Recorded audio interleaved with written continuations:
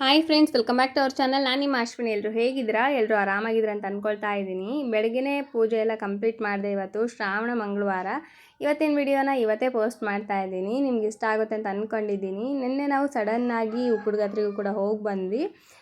ಬೆಳಗ್ಗೆ ಒಂದು 3 ಗಂಟೆಗೆ ಎದ್ಬಿಟ್ಟು ನಿನ್ನೆ ಎಲ್ಲ ಕೆಲಸ ಮುಗಿಸ್ಕೊಂಡು ಒಂದು 5 ಗಂಟೆಗೆ ದಾವಣಗೆರೆನ ಬಿಟ್ಟು ನಾವು ದರ್ಶನ ಕೂಡ ಮಾಡ್ಕೊಂಬಂದ್ವಿ. ಆ ವಿಡಿಯೋನ ನಾನು ನಮ್ಮ ಮನೆಯವ್ರ ಚಾನಲ್ ಅಜ್ಜು ಸ್ಟೋರಿ ರೈಟರ್ ಚಾನಲಲ್ಲಿ ಹಾಕಿರ್ತೀನಿ. ಒಂದ್ಸಲ ಹೋಗಿ ಚೆಕ್ ಮಾಡಿ. ಇವತ್ತು ನೈವೇದ್ಯಕ್ಕೆ ಪುಳಿಯೋಗರೆ, ಕೇಸರಿ ಬಾತು, ಹಾಗೆ ತಾಂಬೂಲ ಎಲ್ಲ ಇಟ್ಬಿಟ್ಟು ಗಣಪತಿಗೆ ಪೂಜೆ ಮಾಡ್ಕೊಂಡಿದ್ದೀನಿ. ಇವತ್ತು ಮಂಗಳವಾರ ಅಲ್ವಾ, ಹಾಗಾಗಿ ಗಣಪತಿ ಪೂಜೆ ಕೂಡ ಕಂಪ್ಲೀಟ್ ಆಯಿತು. ಹೂವಿತ್ತು ಅಂದರೆ ಅದರಲ್ಲೂ ಕೆಂಪು ಹೂವು ಮತ್ತು ಹಳದಿ ಹೂವು ಇತ್ತು ಅಂದರೆ ಅದ್ರ ಲುಕ್ಕೇ ಚೇಂಜ್ ಆಗಿಬಿಡುತ್ತೆ. ನೀವು ಫೋಟೋಗೆ ಮೂಡಿಸಿದಾಗ ನೋಡ್ತಾ ಇದ್ರಲ್ಲ ಎಷ್ಟು ಚೆನ್ನಾಗಿ ಕಾಣ್ತಾ ಇದೆ. ಹಾಗೆ ರಾಯರ ಫೋಟೋಕ್ಕೂ ಕೂಡ ಗೆಜ್ಜೆ ವಸ್ತ್ರ ಹಾಕ್ಬಿಟ್ಟು ಹೂವನ್ನೆಲ್ಲ ಮುಡಿಸಿ ಪೂಜೆನ ಕಂಪ್ಲೀಟ್ ಮಾಡಿದ್ದಾಯಿತು. ಹಾಗೆ ಇವತ್ತು ಏನು ನೈವೇದ್ಯ ಮಾಡಿದ್ನೋ ಅದನ್ನು ಕೂಡ ಸ್ವಲ್ಪ ಜಾಸ್ತಿನೇ ಮಾಡಿದ್ದೆ. ಯಾಕಂದರೆ ಇದು ಮಧ್ಯಾಹ್ನ ಟಿಫನ್ಗೂ ಕೂಡ ಮಧ್ಯಾಹ್ನ ಅಲ್ಲ, ಬೆಳಗ್ಗೆ ಟಿಫನ್ಗೆ ಆಗುತ್ತೆ ಅಂತ ಹೇಳ್ಬಿಟ್ಟು ಸ್ವಲ್ಪ ಜಾಸ್ತಿನೇ ಮಾಡಿದ್ದೆ. ಒಂದು ಸ್ವಲ್ಪ ಕೇಸರಿ ಬಾತ್ ಹಂಗೆ ಇದೆ. ಹಾಗೆ ಪುಳಿಯೋಗರೆ ಮಾಡಿದ್ದಲ್ಲ, ಸೊ ಪುಳಿಯೋಗರೆ ಕೂಡ ಹಂಗೆ ಇದೆ. ಮತ್ತು ಗೊಜ್ಜನ್ನು ಕೂಡ ಎಕ್ಸ್ಟ್ರಾ ಮಾಡಿಕ್ಕಿರ್ತೀನಿ, ಅದನ್ನು ಕೂಡ ಎತ್ತಿಟ್ಟಿದ್ದೀನಿ. ಅದು ಯಾವಾಗ ಬೇಕಾವಾಗ ಮಕ್ಕಳಿಗೆ ಕಲಿಸ್ಕೊಡೋಕೆ ಬರುತ್ತೆ. ಪುಳಿಯೋಗರೆ ಮತ್ತು ಸಖತ್ತಾಗಿತ್ತು ಇವತ್ತು. ಪುಳಿಯೋಗರೆ, ಕೇಸರಿ ಬಾತ್ ಎರಡೂ ಕೂಡ ಚೆನ್ನಾಗಾಗಿತ್ತು.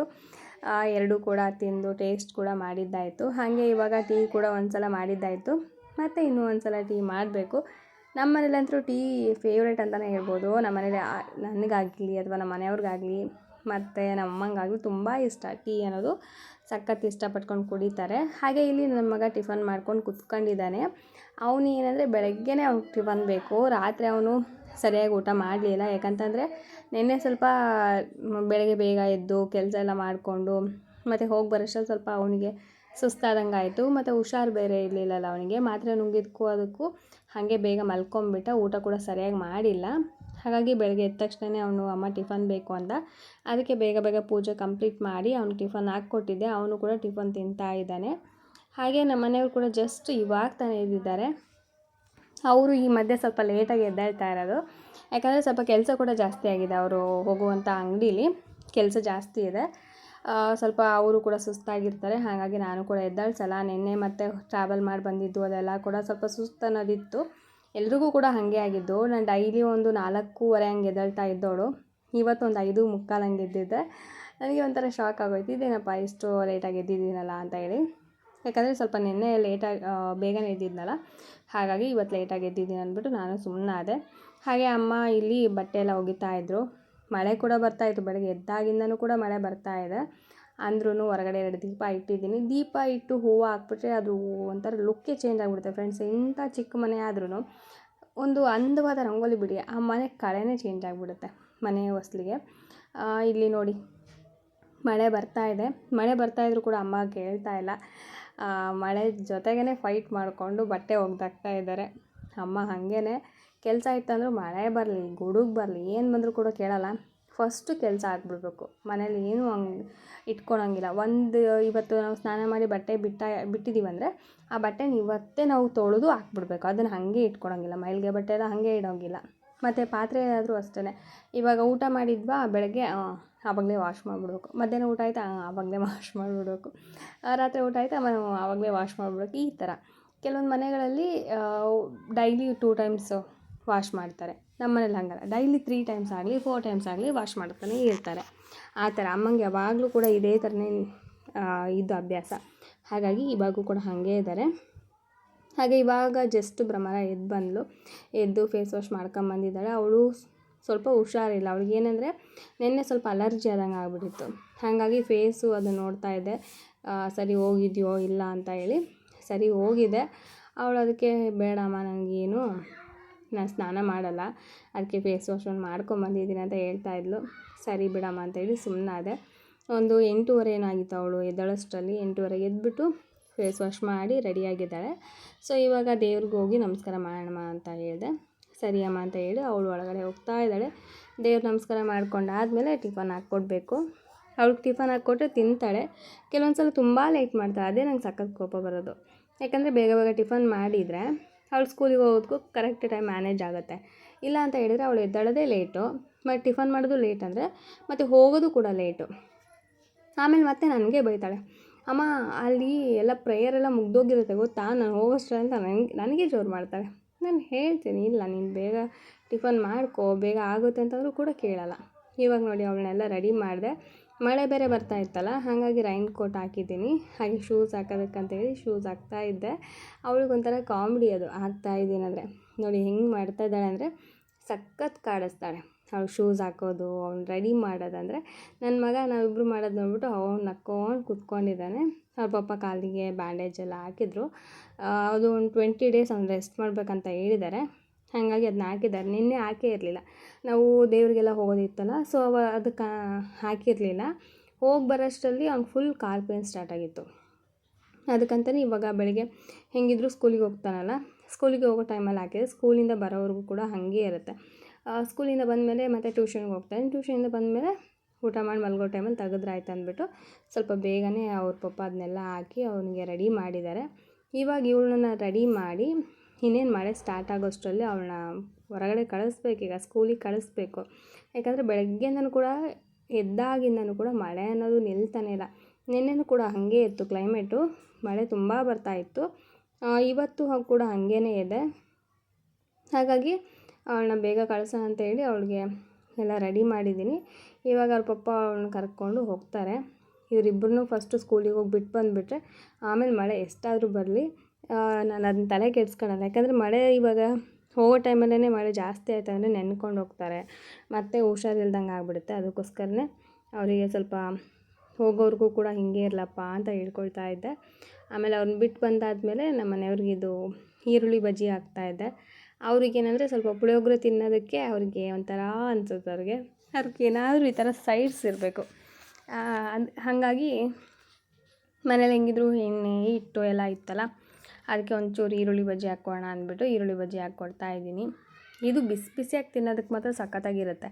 ಟೀ ಕುಡ್ಕೊಂಡು ಇದನ್ನು ತಿನ್ಕೊಳ್ತಾ ಇದ್ದರೆ ಟೇಸ್ಟ್ ಅನ್ನೋದು ಅಪ್ಪ ಸೂಪರಾಗಿರುತ್ತೆ. ನನಗಂತೂ ಸಖತ್ ಇಷ್ಟ ಸ್ನ್ಯಾಕ್ಸು. ಆದರೆ ಈ ಮಧ್ಯೆ ಸ್ವಲ್ಪ ಕಡಿಮೆ ಮಾಡಿದ್ದೀನಿ. ಯಾಕಂದರೆ ನನಗೆ ಏನು ಇಷ್ಟ ಅಂತ ಹೇಳ್ಬಿಟ್ಟು ಅದು ತಿನ್ನೋಂಗೆಲ್ಲ ಸ್ವಲ್ಪ ವೆಯ್ಟ್ ಗೇನ್ ಆಗ್ತಾಯಿದ್ದೀನಿ. ಹಾಗಾಗಿ ಸ್ವಲ್ಪ ಬೇಡ ಅಂತ ಹೇಳಿ ಅವಾಯ್ಡ್ ಮಾಡ್ತಾಯಿದ್ದೀನಿ. ಜಸ್ಟ್ ಅಮ್ಮಂಗೂ ಮತ್ತು ನಮ್ಮ ಮನೆಯವ್ರಿಗೂ ಅವ್ರಿಗೆ ಮಾಡಿಕೊಡ್ತಾಯಿದ್ದೀನಿ. ಅಕಸ್ಮಾತ್ ಸ್ವಲ್ಪ ಜಾಸ್ತಿ ಆಯಿತು ಅಂದರೆ ಮತ್ತು ಮಧ್ಯಾಹ್ನ ಉಳಿದಿರುತ್ತಲ್ಲ, ಅದನ್ನು ಊಟದ ಜೊತೆನೂ ಕೂಡ ತಿಂತಾರೆ.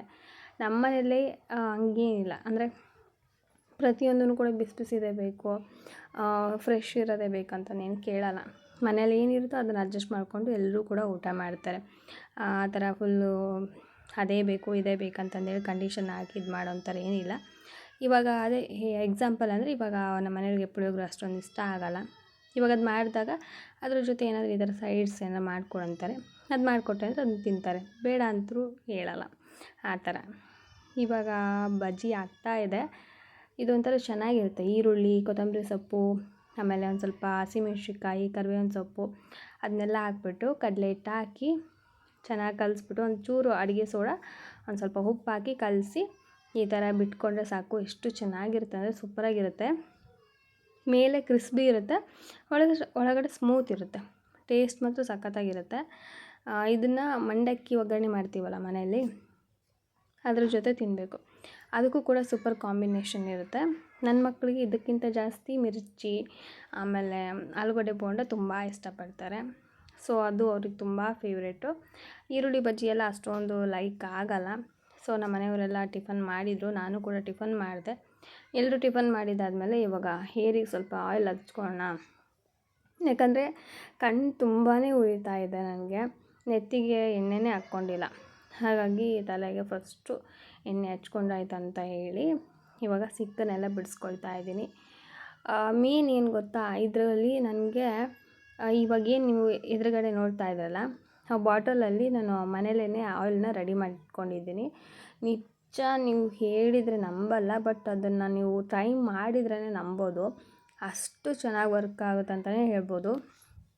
ನನಗಂತೂ ಸಿಕ್ಕಾಪಟ್ಟೆ ಏರ್ ಫಾಲ್ ಆಗ್ತಾಯಿತ್ತು, ನಿಜವಾಗ್ಲೂ ಸಖತ್ತಾಗಿ ಏರ್ ಫಾಲ್ ಆಗೋದು. ಫುಲ್ ಮನೆ ತುಂಬ ಹೇರ್. ಇವಾಗ ನಾನು ತಲೆ ಬಾಚ್ತೀನಿ ಅಂದರೆ ಫುಲ್ ನನ್ನ ಸುತ್ತ ಹೇರ್ ಇರೋದು, ಅಷ್ಟು ಹೇರು ಬೀಳ್ತಾಯಿತ್ತು. ಇವಾಗಂತೂ ಇದನ್ನು ಯೂಸ್ ಮಾಡಿದಾಗಿಂದ 100ಗೆ ಒಂದು 75% ಅಷ್ಟು ನನಗೆ ಏರ್ ಫಾಲ್ ಕಂಟ್ರೋಲ್ ಆಗಿದೆ. ಎಷ್ಟು ಹೇರು ಉದುರುತ್ತಿತ್ತಂದರೆ ನಿಜವಾಗ್ಲೂ ನನಗೆ ತಲೆ ಬಾಚ್ಕೊಳೋಕ್ಕೆ ಒಂಥರ ಬೇಜಾರಾಗೋದು. ತಲೆ ಬಾಚಿದ್ರೆ ಸಾಕು ಕೂದಲೆಲ್ಲ ಉದುರೋಗುತ್ತೆ ಹೋಗತ್ಲಾಗೆ ಅಂತ ಅಂತಿದ್ದೆ. ಬಟ್ ಇವಾಗ ಆ ಥರ ಇಲ್ಲ. ಇವಾಗ ಸ್ವಲ್ಪನೇ ಸ್ವಲ್ಪ ಉದುರುತ್ತೆ ಅಷ್ಟೇ, ಅಷ್ಟೊಂದು ಉದುರಲ್ಲ. ಮೊದಲಿಗೆಲ್ಲ ನೋಡಿದರೆ ನಮ್ಮ ಮನೆಯಲ್ಲೇ ಎಲ್ಲರೂ ಭಯ ಪಡ್ತಾಯಿದ್ರು, ಇದೇನು ಈ ರೇಂಜಿಗೆ ಏರ್ ಫಾಲ್ ಆಗ್ತಾ ಇದೆಯಲ್ಲ ಅಂತ ಹೇಳಿ. ಇನ್ನೇನು ಸ್ವಲ್ಪ ದಿನಕ್ಕೆ ಬೋಡಿನೇ ಆಗಿಬಿಡ್ತೀನಿ ಬಿಡು ಅಂತ ಹೇಳ್ತಾ ಇದ್ದೆ. ಅಷ್ಟರ ಮಟ್ಟಿಗೆ ಹೇರ್ ಫಾಲ್ ಆಗೋದು. ಮತ್ತು ಹೇರ್ ಗ್ರೋತು ಪರವಾಗಿಲ್ಲ, ನಿಜವಾಗ್ಲೂ ಸ್ವಲ್ಪ ಕಂಟ್ರೋಲ್ ಅಂದರೆ ಏರ್ ಫಾಲು ಕಂಟ್ರೋಲ್ ಆದಾಗಿಂದ ಒಂಚೂರು ಹೇರ್ ಗ್ರೋತ್ ಕೂಡ ಇದೆ. ಮೇನ್ ಏನಂದರೆ ನಾವು ಇರುವಂಥ ಹೇರ್ನು ಕೂಡ ಉಳಿಸ್ಕೋಬೇಕು, ಹೇರ್ ಗ್ರೋತ್ ಕೂಡ ಮಾಡ್ಕೋಬೇಕಂದ್ರೆ ಕೆಮಿಕಲ್ ಫ್ರೀ ಇರೋವಂಥ ಈ ಥರ ಹೇರ್ ಆಯಿಲ್ನ ನೀವು ಮನೇಲಿ ಮಾಡ್ಕೊಳ್ಳಿ. ಇವಾಗ ಶಾಂಪೂ ಆಗಲಿ ಸೋಪ್ ಆಗಲಿ ಕೆಮಿಕಲ್ ಇದ್ದೇ ಇರುತ್ತೆ, ನಾವು ಯಾವ ಪ್ರಾಡಕ್ಟ್ ತೊಗೊಂಡ್ರೂ ಇದ್ದೇ ಇರುತ್ತೆ. 100% ಅದು ಪ್ಯೂರ್ ಅಂದರೂ ಕೂಡ ಅದಕ್ಕೆ ಪ್ರಿಸರ್ವೇಟಿವ್ ಅಂತ ಅದು ಇದು ಹಾಕಿರ್ತಾರೆ. ಸೊ ಅದನ್ನೆಲ್ಲ ನಾವು ಅದನ್ನು ಚೇಂಜ್ ಮಾಡೋಕ್ಕಾಗಲ್ಲ. ಬಟ್ ಮನೆಯಲ್ಲಿ ಈ ಥರ ಹೇರ್ ಆಯಿಲ್ನ ಪ್ರಿಪೇರ್ ಮಾಡಿಕೊಂಡು ನೀವು ಆಯಿಲ್ನ ಅಪ್ಲೈ ಮಾಡಿ ನೋಡಿ, ನಿಜವಾಗ್ಲೂ ರಿಸಲ್ಟ್ ಅನ್ನೋದು ಸಿಗುತ್ತೆ. ಅಕಸ್ಮಾತ್ ಆ ವಿಡಿಯೋ ನೋಡಿಲ್ಲ ಅಂತ ಅಂದರೆ ನಾನು ಡಿಸ್ಕ್ರಿಪ್ಷನಲ್ಲಿ ಆ ವಿಡಿಯೋ ಲಿಂಕ್ ಕೊಟ್ಟಿರ್ತೀನಿ, ಒಂದು ಸಲ ಚೆಕ್ ಮಾಡಿ. ಆ ಆಯಿಲ್ನ ಯಾವ ಥರ ನಾವು ಮನೆಯಲ್ಲೇ ರೆಡಿ ಮಾಡ್ಕೋಬೋದು ಅಂತ 100% ವರ್ಕ್ ಆಗುತ್ತೆ. ಸೊ ನೀವು ಒಂದು ಸಲ ಟ್ರೈ ಮಾಡಿ. ಇದನ್ನು ನೀವು ಈ ಒಂದು ಚಿಕ್ಕ ಬಾಟಲಲ್ಲೇ ಇವಾಗ ನಾನು ಮಾಡಿ ಇಟ್ಕೊಂಡಿದ್ದೀನಿ. ಇದು ಏನಲ್ಲ ಅಂದರೂ ನನಗೆ ಅಮ್ಮಮ್ಮ ಅಂದರೆ ನಾನು ಯಾವಾಗಲೂ ಕೂಡ ಆಯಿಲ್ ಇದ್ದೇ ಇರುತ್ತೆ ನನ್ನ ತಲೆಯಲ್ಲಿ. ಒಂದು 2 ಮಂತ್ಸ್ ಅಂದರೂ ನನಗೆ ಬರುತ್ತೆ ಇದು ಆಯಿಲ್, ಆಯಿತಾ. ಸೊ ಇದನ್ನು ನಾನು ಇವಾಗ ಭ್ರಮರಂಗೂ ಕೂಡ ಹಚ್ತಾ ಇದ್ದೀನಿ. ಯಾಕಂದರೆ ಹೇರು ಸ್ವಲ್ಪ ಸ್ಟ್ರೆಂತ್ ಆಗಲಿ ಮತ್ತು ಹೇರ್ ಗ್ರೋತ್ ಆಗಲಿ ಅಂತ ಹೇಳ್ಬಿಟ್ಟು ಅವಳಿಗೂ ಕೂಡ ಅಪ್ಲೈ ಮಾಡ್ತಾ ಇರೋದ್ರಿಂದ ಇದು ಒಂದು ಮಂತ್ ಬರ್ಬೋದೇನೋ ಅಂತ ಅನ್ಕೋತೀನಿ. ಸೊ ಅಕಸ್ಮಾತ್ ಎಷ್ಟು ಬರುತ್ತೆ ಅಂತ ನಾನು ಹೇಳ್ತೀನಿ. ಫಸ್ಟೆಲ್ಲ ನಾನು ಒಂದು ದೊಡ್ಡ ಬಾಟಲಲ್ಲಿ ಮಾಡಿ ಹಾಕ್ಕೊಂಡಿದ್ದೆ, ಆಯಿತಾ. ಸೊ ಅದು ಬೇಗನೆ ಖಾಲಿ ಆಯಿತು ನನಗೆ. ಇವಾಗ ಇದರಲ್ಲಿ ಮಾಡಿ ಹಾಕ್ಕೊಂಡಿದ್ದೀನಿ. ಏನಂದರೆ ಆಯಿಲ್ ಹಚ್ಚೋದು ಅಷ್ಟೇ, ತುಂಬ ಆಯಿಲ್ ಹಚ್ಚಬಾರ್ದು, ಆಯಿತಾ.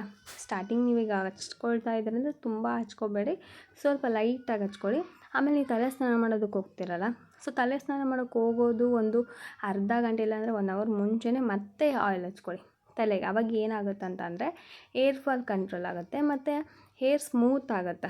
ಇವಾಗ ಮತ್ತೆ ಹೇರಲ್ಲಿ ಒಂದು ಕೂದಲಲ್ಲಿ 2 ಇದಾಗುತ್ತಲ್ಲ, ಕವಲು ಹೊಡೆಯುತ್ತಲ್ಲ, ಹೇರ್ ಸ್ಪ್ಲಿಟ್ ಎಂಡ್ಸ್ ಅಂತ ಹೇಳ್ತಾರಲ್ಲ, ಆ ಥರ ಆಗೋಲ್ಲ. ಮತ್ತು ಹೇರ್ನ ನಾವು ಎಷ್ಟು ರೂಟ್ಸಿಗೆಲ್ಲ ಹಚ್ತೀವೋ ಹಾಗೆ ಹೇರ್ ಲೆಂತ್ಗೂ ಕೂಡ ಹಚ್ಚಬೇಕು. ಆವಾಗ ಚಿಕ್ಕ ಹೇರ್ ಇರುತ್ತಲ್ಲ ಅದು ಕೂಡ ಗ್ರೋತ್ ಆಗುತ್ತೆ. ಮತ್ತು ನಾವು ಹೊರಗಡೆ ಏನು ಹಚ್ತೀವೋ ಹಾಗೆಯೇ ಒಳಗಡೆನೂ ಕೂಡ, ಅಂದರೆ ನಾವು ಇಂಟೇಕ್ ಕೂಡ ಹಾಗೆ ತೊಗೋಬೇಕು. ನೀರು ಕುಡಿಯೋದಾಗಿರ್ಬೋದು, ಇಲ್ಲ ಪ್ರೋಟೀನ್ ಇರೋವಂಥದ್ದು, ಅಂದರೆ ಇವಾಗ ಮನೆಯಲ್ಲೇ ಸೌತೆಕಾಯಿ ಅಂತೂ ಇದ್ದೇ ಇರುತ್ತೆ. ಸೊ ಸೌತೆಕಾಯಿ ತಿನ್ನೋದು, ಪಾಲಕ ಅದನ್ನು ಜಾಸ್ತಿ ಉಪಯೋಗಿಸೋದು, ಮತ್ತು ಮನೆಯಲ್ಲಿ ಕಾಳು ಕಡಿ ಅಂತ ಉಪಯೋಗಿಸ್ತಾ ಇರ್ತೀವಲ್ಲ, ಸೊ ಅದನ್ನು ನಾವು ಇದಕ್ಕೋಸ್ಕರನೇ ಟೈಮ್ ಸ್ಪೆಂಡ್ ಮಾಡೋದಕ್ಕಾಗಲ್ಲ, ಆಯಿತಾ. ಆದರೆ ನಾವು ಮನೆಯಲ್ಲೇ ಮಾಡುವಂಥ ಅಡುಗೆ ಟೈಮಲ್ಲೇ ಸೊ ಆ ಕಾಳುಗಳ್ನ ಬಾಯಲ್ಲಿ ಹಾಕೊಂಡು ತಿನ್ನೋದಾಗಿರ್ಬೋದು, ನಾವು ಅದಕ್ಕಂತಲೇ ಡಿಫ್ರೆಂಟಾಗಿ ಅದು ಪ್ರೋಟೀನ್ ಪೌಡ್ರು ಅದು ಇದು ಏನೂ ಮಾಡ್ಕೊಳಕ್ಕಾಗಲ್ಲ, ಹೌದಾ. ಸೊ ನಾವು ಏನು ಅಡುಗೆ ಮಾಡ್ತಾಯಿರ್ತೀವೋ ಅದೇ ಟೈಮಲ್ಲಿ ಅದನ್ನ ಬಾಯಲ್ಲಿ ಹಾಕೊಂಡು ತಿನ್ನೋದಾಗಿರ್ಬೋದು, ಹಸಿ ಟೊಮೆಟೊ ತಿನ್ನೋದಾಗಿರ್ಬೋದು, ಇಲ್ಲ ಹಸಿ ಕ್ಯಾರೆಟು, ಸೌತೆಕಾಯಿ ಇದನ್ನು ತಿನ್ನೋದಾಗಿರ್ಬೋದು. ಈ ಥರ ಮಾಡ್ಕೊಳ್ತಾ ಬಂದರೆ ನಿಜವಾಗ್ಲೂ ಏರ್ ಫಾಲ್ ಕಂಟ್ರೋಲ್ ಆಗುತ್ತೆ. ನೀವು ಸುಮ್ಮನೆ ಅಷ್ಟು ಇಷ್ಟು ಅಂತ ಹೇಳಿ ಹೊರಗಡೆ ದುಡ್ಡನ್ನ ವೇಸ್ಟ್ ಮಾಡೋ ಬದಲು ಒಂದು ಇವಾಗ ಏನಲ್ಲ ಅಂದರೂ ನಮಗೆ ಆಯಿಲ್ ಅನ್ನೋದು ಮನೇಲಿ ಇದ್ದೇ ಇರುತ್ತೆ. ಸೊ ಆಯಿಲು ಮನೇಲಿದೆ ಅಂದರೆ ಈ ಥರ ಇಂಗ್ರೀಡಿಯೆಂಟ್ಸ್ ಅಂತೂ ಅಕ್ಕಪಕ್ಕ ಸಿಕ್ಕೇ ಸಿಗುತ್ತೆ. ಸೊ ಅದನ್ನೆಲ್ಲ ತೊಗೊಂಬಂದು ಒಂದು ಅರ್ಧ ಗಂಟೆ ಅದಕ್ಕಂತಲೇ ನಾವು ಟೈಮ್ ಕೊಟ್ಟು ಮಾಡ್ಕೊಂಬಿಟ್ರೆ ಆರಾಮ್ಸಾಗಿ ನಾವು ಯೂಸ್ ಮಾಡ್ಬೋದು. ನಾವು ಆಯಿಲ್ ಅಪ್ಲೈ ಮಾಡಿದ್ದಾದಮೇಲೆ ಒಂದು ಸ್ವಲ್ಪ ಲೈಟಾಗಿ ಹೇರ್ ಮಸಾಜ್ ಮಾಡಬೇಕು. ಹಾಗೆಯೇ ನೀವು ಏನು ಫ್ರಂಟ್ ನೋಡ್ತಾ ಇದ್ದೀರಲ್ಲ, ನನಗೆ ಸ್ವಲ್ಪ ಫೋರ್ಹೆಡ್ ಅಂದರೆ ಹಣೆ ಏನಿದೆ ನನಗೆ ಯಾವಾಗಲೂ ಕೂಡ ಇಷ್ಟೇ ದೊಡ್ಡದಿರೋದು, ಆಯಿತಾ.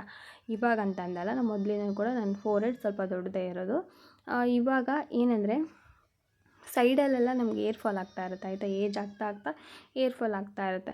ಸೊ ಆ ಥರ ಆಗಬಾರ್ದಂದ್ರೆ ಇಲ್ಲಿ ಫ್ರಂಟಲ್ಲೂ ಕೂಡ ನೀವು ಈ ಥರ ಆಯಿಲ್ನ ಅಪ್ಲೈ ಮಾಡ್ಕೋಬೇಕು ಡೈಲಿ, ಆಯಿತಾ. ಯಾಕಂದರೆ ಮೇನ್ ನಾವು ಇಲ್ಲಿ ಫೇಸ್ ವಾಶ್ ಮಾಡ್ತಾ ಇರ್ತೀವಲ್ವ, ಸೊ ಫೇಸ್ ವಾಶ್ ಮಾಡಬೇಕಾದ್ರೆಲ್ಲ ಫೇಸ್ ವಾಶಿಂದು ಏನಿದೆ ಸೋಪ್ ಆಗಿರ್ಬೋದು ಎಲ್ಲ ಹೋಗ್ಬಿಟ್ಟು ಅದು ಡ್ರೈ ಆಗಿ ಅದೆಲ್ಲ ಹೇರ್ ಒಣಗ್ತಾ ಇರುತ್ತೆ, ಹೇರ್ ಫಾಲ್ ಆಗ್ತಾ ಇರುತ್ತೆ. ಹಾಗಾಗಿ ಡೈಲಿ 1 ಟೈಮ್ ನೀವು ಆಯಿಲ್ನ ಜಸ್ಟ್ ಆ ಪ್ಲೇಸಿಗೆ ಸ್ವಲ್ಪ ಕೈಯಲ್ಲಿ ಜಸ್ಟ್ ಹಚ್ಕೊಂಡು ಆ ಪ್ಲೇಸಲ್ಲಿ ಸ್ವಲ್ಪ ಹಚ್ಚಿ ಸಾಕು, ಏರ್ ಫಾಲ್ ಸ್ವಲ್ಪ ಕಡಿಮೆ ಆಗುತ್ತೆ ಮತ್ತು ಹೇರ್ ಗ್ರೋತ್ ಆಗುತ್ತೆ. ಮತ್ತು ಇವಾಗ ನಿಮ್ಗೆ ತೋರಿಸ್ತೀನಿ ಏರ್ ಫಾಲ್ ಎಷ್ಟಾಗಿದೆ ಅಂತ ಹೇಳಿ. ನಿಜ ನನಗೆ ಶಾಕ್ ಆಯಿತು, ಯಾಕಂದರೆ ತುಂಬ ಏರ್ ಫಾಲ್ ಆಗ್ತಾಯಿತ್ತು. ಅದಕ್ಕೆ ಪ್ರತಿಯೊಂದು ಹೇರು ಕೂಡ ನಾನು ಬಿಡದೆ ಯಾವ ಕಡೆ ಇದೆ ಯಾವ ಕಡೆ ಇಲ್ಲ ಅಂತೆಲ್ಲ ಹುಡುಕಿ ಎಷ್ಟಾಗಿದೆ ಅಂತ ನಂಗೆ ಗೊತ್ತಾಗಬೇಕಲ್ಲ. ಸೊ ಅದಕ್ಕೋಸ್ಕರ ಹುಡುಕಿ ಅದನ್ನು ರೌಂಡ್ ಮಾಡ್ತಾಯಿದ್ದೀನಿ. ನೋಡಿ ಈಗ ನಿಮ್ಗೆ ತೋರಿಸ್ತೀನಿ, ಇಷ್ಟು ಹೇರ್ ಫಾಲ್ ಆಗ್ತಾಯಿದೆ. ನಿಜವಾಗ್ಲೂ ಇದಕ್ಕೂ ಜಾಸ್ತಿ ಹೇರ್ ಫಾಲ್ ಆಗ್ತಾಯಿತ್ತು. ನಾನು ಹೇರ್ ಫಾಲ್ ನೋಡಿದ್ರೇ ನನಗೆ ಭಯ ಆಗೋದು, ಅಷ್ಟು ಹೇರ್ ಫಾಲ್ ಆಗ್ತಾಯಿತ್ತು. ಇದು ಒಂದು ಏನಿದೆ ರೌಂಡ್ ಆಗಿ ಮಾಡಿ ಇಟ್ಕೊಂಡಿರೋದು, ಇಂಥದ್ದು ಈ ಸೈಜ್ ನನ್ನ ಕೈಗೆ ಏನು ತೋರಿಸ್ದೆ ಆ ಸೈಜಲ್ಲಿ ಆಗ್ತಾಯಿತ್ತು. ಒಂದು 4-5 ಈ ಥರದ್ದು ಹಾಕ್ಬೇಕಿತ್ತು, ಆ ಸೈಜ್ ಆಗೋದಕ್ಕೆ ಅಷ್ಟೊಂದು ಆಗ್ತಾಯಿತ್ತು. ಬಟ್ ನಿಜವಾಗ್ಲೂ ವರ್ಕ್ ಆಗಿದೆ ನನಗೆ. ಈ ಆಯಿಲ್ ಬೇಕು ಅಂತಂದರೆ ನಾನು ಇದನ್ನೇನು ಸೇಲ್ ಮಾಡಲ್ಲ, ಬಟ್ ಇದ್ರ ಲಿಂಕ್ ನಾನು ಕೊಟ್ಟಿರ್ತೀನಿ ಡಿಸ್ಕ್ರಿಪ್ಷನಲ್ಲಿ. ಒಂದ್ಸಲ ನೀವು ಹೋಗಿ ಆ ವಿಡಿಯೋ ಚೆಕ್ ಮಾಡಿ, ಡೆಫಿನೆಟ್ಲಿ ಯೂಸ್ ಆಗುತ್ತೆ. ಈ ಆಯಿಲ್ ಅಂತ ಯೂಸ್ ಮಾಡೋ ಬದಲು ಇದನ್ನು ಒಂದ್ಸಲ ಟ್ರೈ ಮಾಡಿ. Thank you for watching. Bye.